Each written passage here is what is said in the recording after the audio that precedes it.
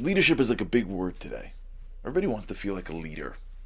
Every organization has like leadership programs. Everyone's got like a leadership track. Like you can be like young and be a leader and old. Everybody wants to feel like they're a leader. Well, what does it mean to be a leader? So Judaism has an approach, and it manifests in this week's Torah portion, because this week's Torah portion has the birth of the leader, right? The king is the Jewish leader. And this week's Torah portion, we see the emergence of the patriarch of the family of kings. The Torah portion is the showdown. Joseph is the most powerful man in Egypt. He plants the goblet into the sack of Benjamin to test the brothers. He takes Benjamin and threatens to imprison him for life. The brothers know that if that would happen, it would virtually kill their father Jacob. And they stand before Joseph, not knowing it's Joseph. And Joseph basically says, go home. Like, I'm the king. Like, I'm the judge and jury. Like, sorry, it's Egypt, this most powerful country in antiquity. There's like 1,000,000 guards with like spears around you. Like, yeah, like, what are you going to do? And everyone froze, except for one man.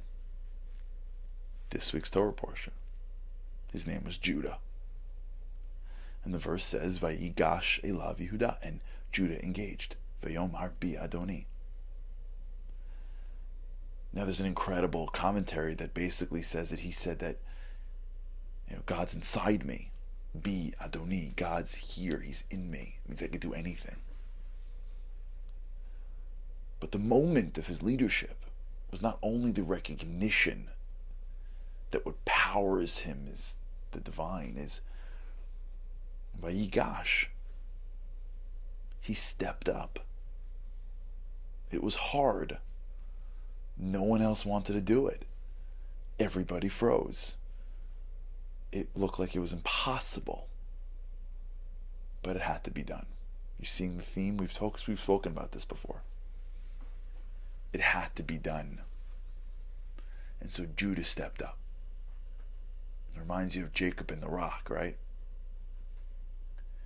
And when Judah stepped up, his stepping up to Joseph, his standing up for his brother Benjamin, broke Joseph.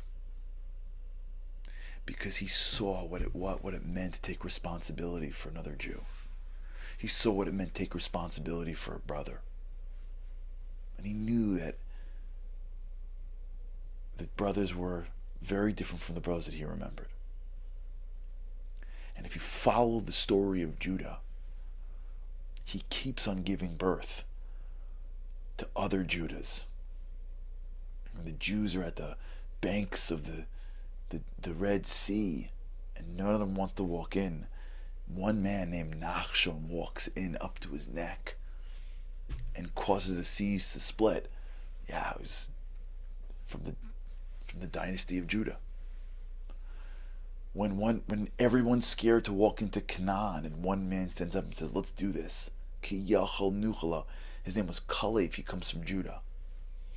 When everybody's scared to take on Goliath, because he's the biggest dude they've ever seen, there's one young shepherd that says, yeah, he's cursing God, let's figure this out. His name is David. He comes from Judah. And in every generation, there's always someone that steps up to do the things that no one else wants to do. Whether it's in a family, whether it's in a community, whether it's in a nation.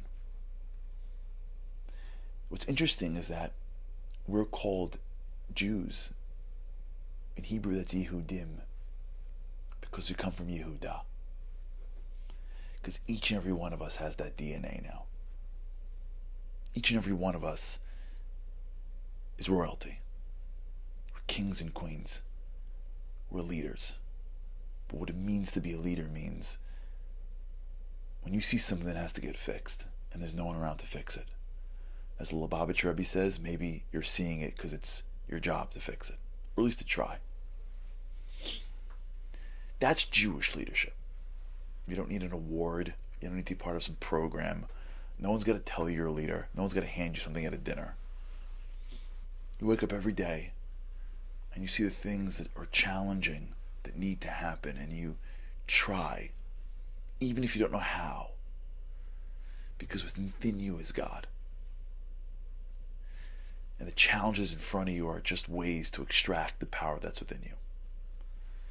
And when each of us realize that each of us has that Judah inside us, we stare at challenges different.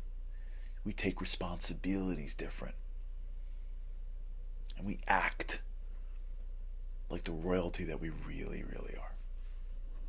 Shabbat Shalom.